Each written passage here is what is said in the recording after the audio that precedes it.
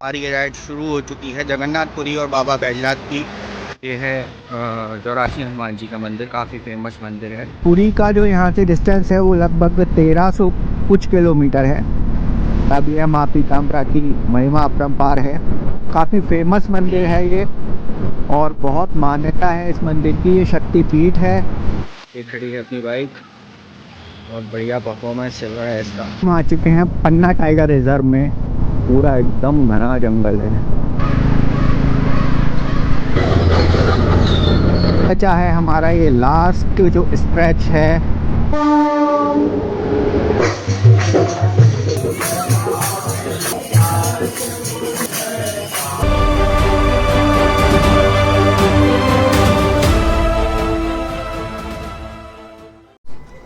Hello and good morning, welcome back to my YouTube channel. तो दोस्तों, आज है हमारी राइड का 3rd डे और रात को हम रुके थे रायगढ़ में। ये अपनी बाइक पूरी तरह तैयार है और ये है होटल रिलैक्स जहाँ हम रुके थे रात को। अब निकलते हैं यहाँ से आगे। आज हम निकल चुके हैं सुबह सुबह। टाइम हो रहा है अभी 5:30 का। हमारा पुरी का जो डिस्टेंस बचा है वो है 460 किलोमीटर और इसमें गूगल आंटी दिखा रही है 9 घंटे। सुबह सुबह निकलने के फ़ायदे यही है कि थोड़ा सा ट्रैफिक कम मिलेगा। हालांकि इस रोड पे ट्रक बहुत हैं, लेकिन बाकी लोकल ट्रैफिक कम मिलेगा थोड़ा सा और हम डिस्टेंस जल्दी कवर कर लेंगे। तो एक बार फिर से हाईवे हमें लाया है जंगलों में और ये एक्चुअल में हीराकुंड जो डैम है उसका बेसिन एरिया है। वहाँ से एक शॉर्टकट है बाइक के रूट पे। अगर आप कार का मैप लगाएंगे तो वो आपको इधर से ना ला के बहुत लंबा चक्कर लगा के लगभग 25 किलोमीटर का डिफरेंस है। तो हमने ये इसीलिए ये कट ले लिया है। और वैसे भी वो कार वाला रास्ता आगे ले जाके आपको एक एक्सप्रेस वे पे कनेक्ट करेगा, जहाँ पे शायद में भी, मुझे पता नहीं है, हो सकता है बाइक अलाउड नहीं हो। तो हमारे पास इधर से जाने के अलावा कोई दूसरा चारा था भी नहीं। ये रोड अभी हमें ले जा रहा है संबलपुर। तो जैसा मैंने बताया था आपको, ये हीराकुंड डैम जो है उसका बेसिन एरिया है। बहुत बड़ा डैम है हीराकुंड डैम।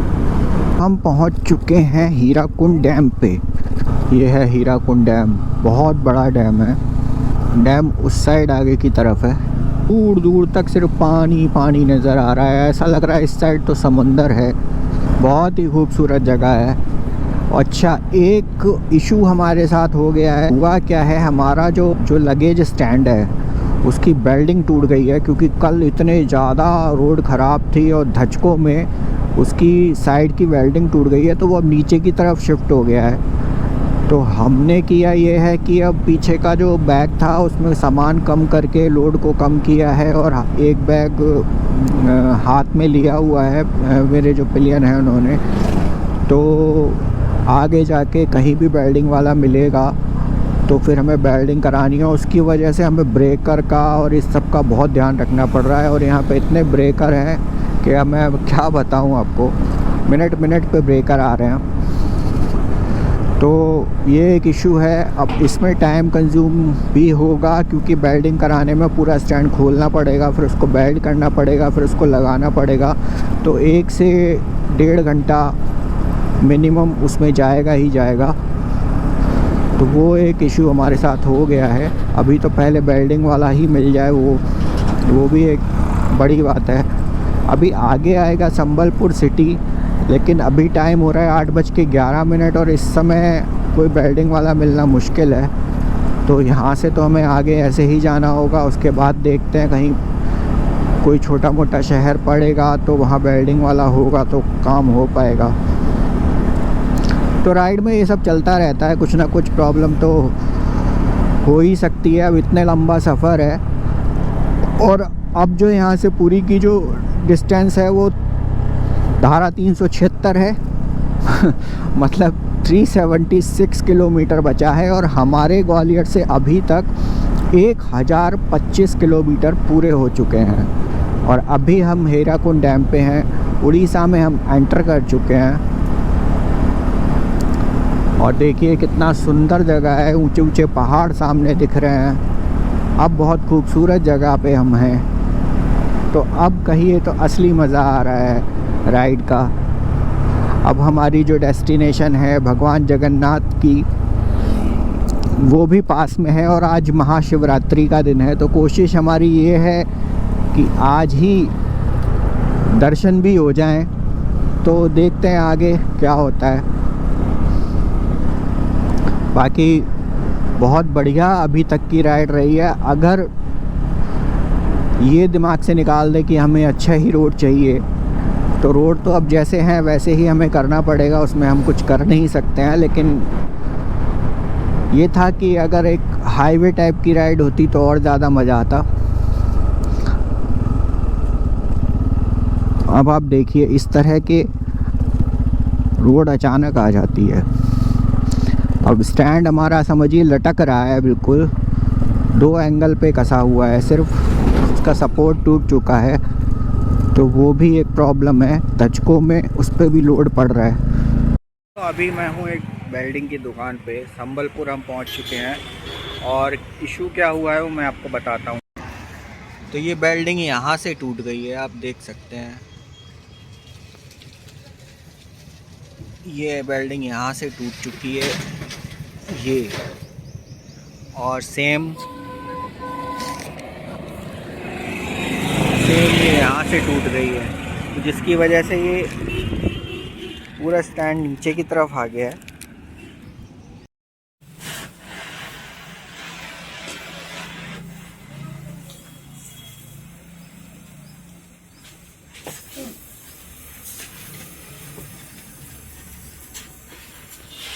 तो फाइनली हमें मिल गया है ये हाईवे। अभी हम रुके थे रंगीली में, जहाँ पे हमने अपने जो साइड स्टैंड है उसको वेल्डिंग कराया, और उसके तुरंत बाद हमें मिल गया है ये हाईवे। हालांकि अभी इस हाईवे पे कितनी देर चलेंगे ये तो नहीं पता, पर एटलीस्ट हाईवे के दर्शन तो हुए। कितने किलोमीटर बाद अभी हो चुके हैं 1000, लगभग 1100 किलोमीटर हो चुके हैं, यानी कि लगभग 850 किलोमीटर के बाद हमें हाईवे के दर्शन हुए हैं।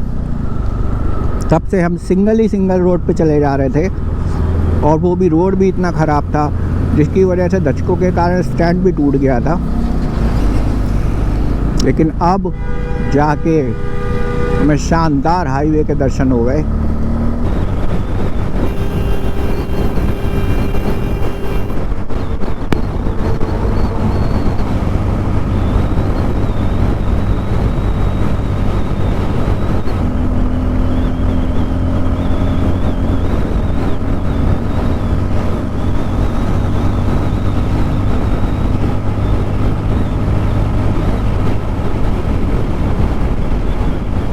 टू संबलपुर, भोलेनाथ का त्रिशूल सामने है, और आज है महाशिवरात्रि। आज हमारा व्रत भी है दोनों का। भोलेनाथ की कृपा रही तो आज ही भगवान जगन्नाथ के भी दर्शन हो जाएंगे। बहुत अच्छा दिन है आज। राइट नाउ हम उड़ीसा में हैं। यहाँ पे एक इशू है, वो है ओवर स्पीडिंग। आप यहाँ पे स्ट्रिक्टली प्रोहिबिटेड है, तो कंट्रोल में रखना होगा खुद को।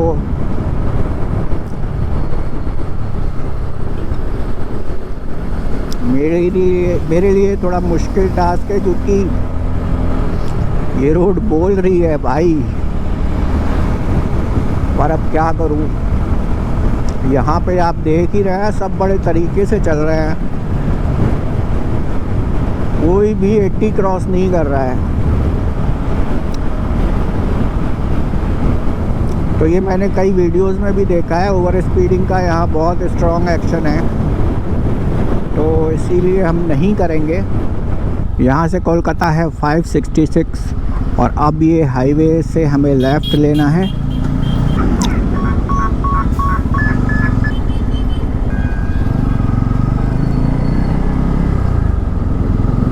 इसे कहते हैं भगवान की कृपा।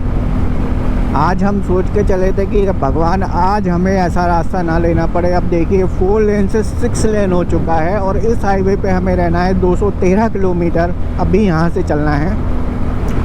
तो लगभग पुरी के पास हम पहुंच जाएंगे। तो अब जाके हमें अच्छी राइड और अच्छे हाईवे के दर्शन हुए हैं। अभी तक की इतनी ज़्यादा मुश्किल हो रही थी, 2 दिन से हम इतने ज़्यादा परेशान हो चुके थे। लगभग 800 साढ़े 800 किलोमीटर सिंगल रोड जंगलों में, और वो भी रोड इतनी ख़राब थी कि मत पूछिए। अब जाके हमें बहुत ही बढ़िया हाईवे मिला है। तो अब यहाँ से जो डिस्टेंस है वो लगभग 300 किलोमीटर का है। देखते हैं कितना टाइम लगता है। टाइम हो रहा है अभी 10:20।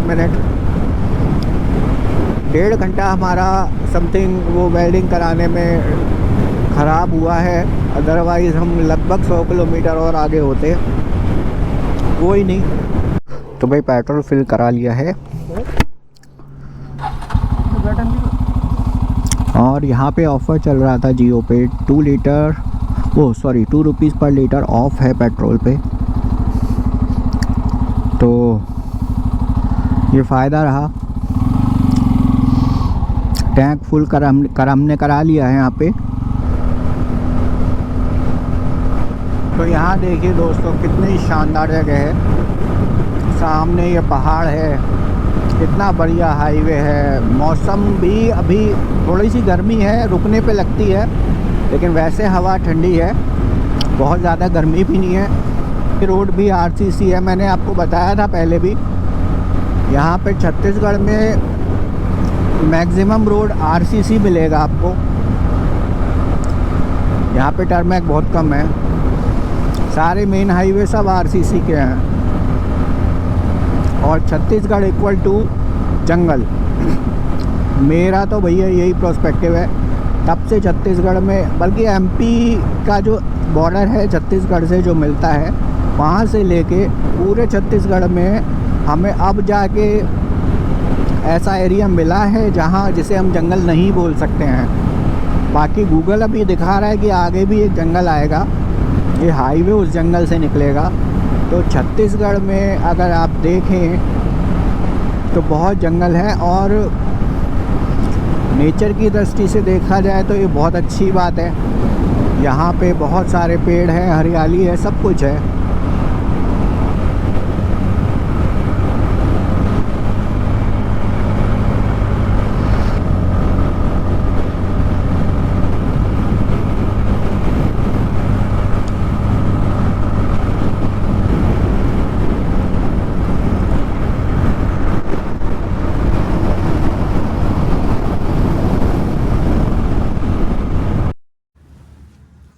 तो अभी हम रुके हैं यहाँ पे।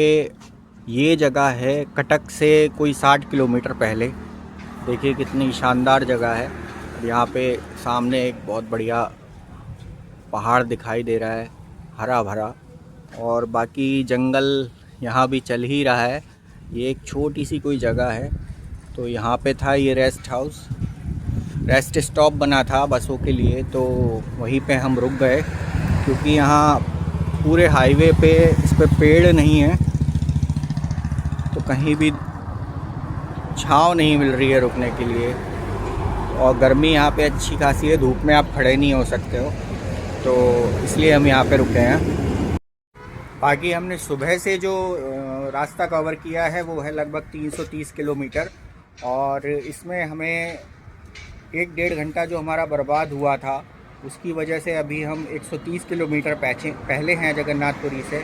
यहाँ से टोटल 130 किलोमीटर बचा है, और टाइम जो दिखा रहा है गूगल हमें 4:45 का दिखा रहा है, क्योंकि रास्ते में कटक और भुवनेश्वर 2 सिटी भी हैं, जिसकी वजह से यहाँ ट्रैफिक होता है, तो थोड़ा सा टाइम लगेगा। बाकी जो संबलपुर से हमें हाईवे मिला है, 1 नंबर हाईवे मिला, मज़ा आ गया उसमें।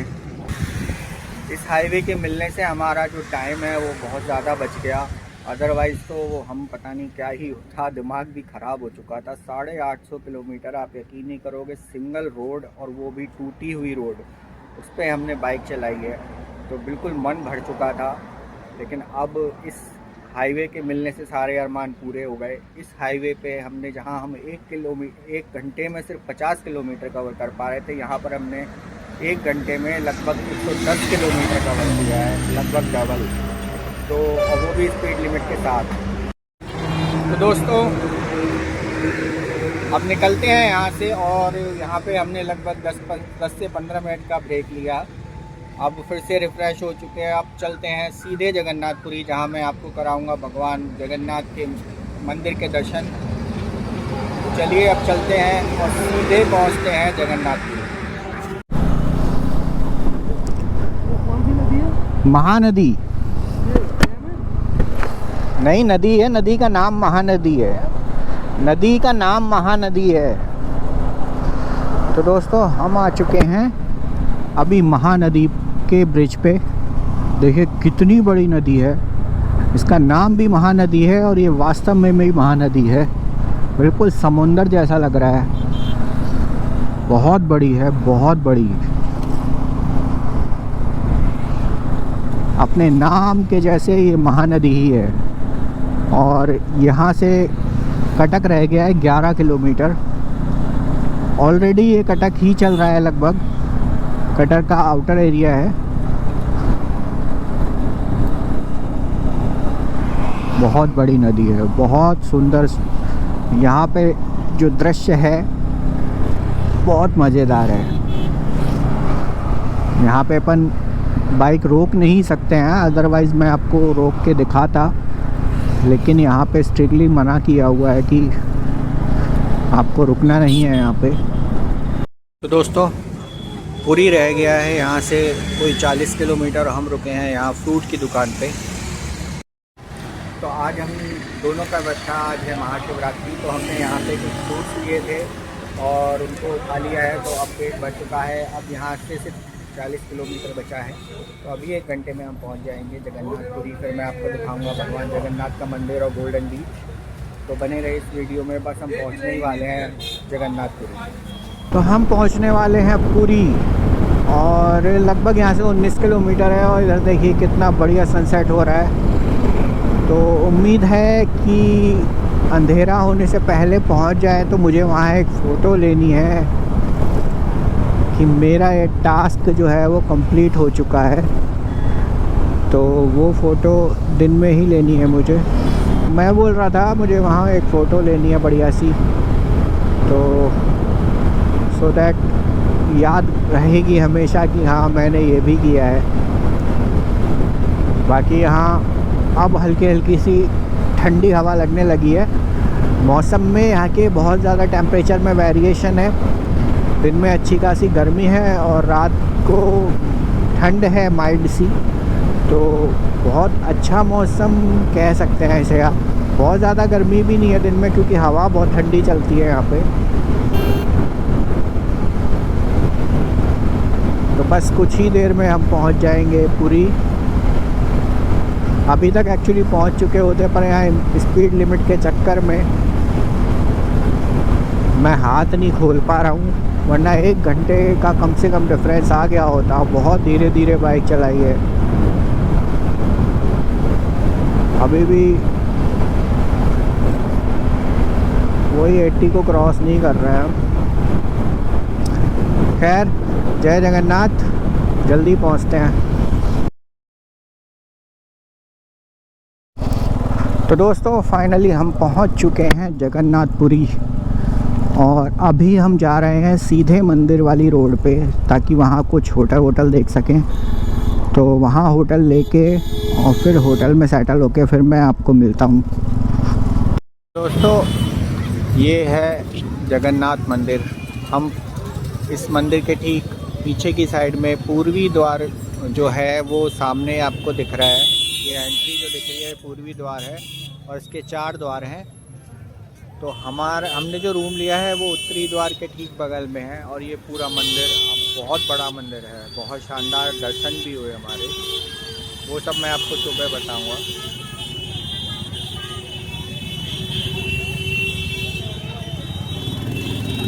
तो दोस्तों ये है जगन्नाथ मंदिर, बिल्कुल सामने मैं अभी खड़ा हूँ। और देखिए कितनी चहल पहल है यहाँ पे।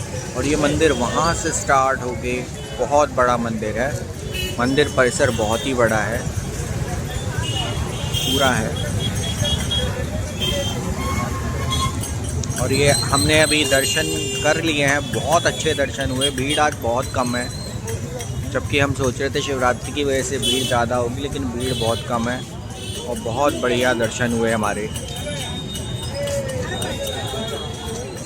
तो ये मंदिर रात में ऐसा दिखता है। और ये देखिए मंदिर के शिखर जो चमक रहा है उसके लिए यहाँ से आप देख रहे हैं फॉक्स लाइट लगी हुई है, पीछे से लाइटें लगी हुई है, ये सीधे जाती है मंदिर के शिखर पर। और मंदिर का शिखर हमेशा चमकता रहता है। अब सुबह ये मंदिर कैसा लगता है मैं बाहर से आपको दिखाऊंगा। बहुत सुंदर जगह है, लेकिन और यहाँ पे इतनी अच्छी व्यवस्था है, अरेंजमेंट, वाओ। ये रोड जो है इसे ग्रैंड रोड बोलते हैं। ये वही रोड है जिस पे जगन्नाथ जी की रथ यात्रा निकलती है। बहुत चौड़ा स्पेस है वहाँ पे, मैं आपको दिखाऊंगा सुबह, आप समझ पाएंगे। एक छोर से दूसरे छोर तक यहाँ इसका जो चौड़ाई है वो बहुत ज़्यादा है, तो यहाँ पे जगह की कोई कमी नहीं है। तो दोस्तों ये है यहाँ की फेमस कोई स्वीट है, ज़्यादातर मोस्टली दुकानों पर यही मिल रही है, और ये मैदा से बना हुआ कोई आइटम है।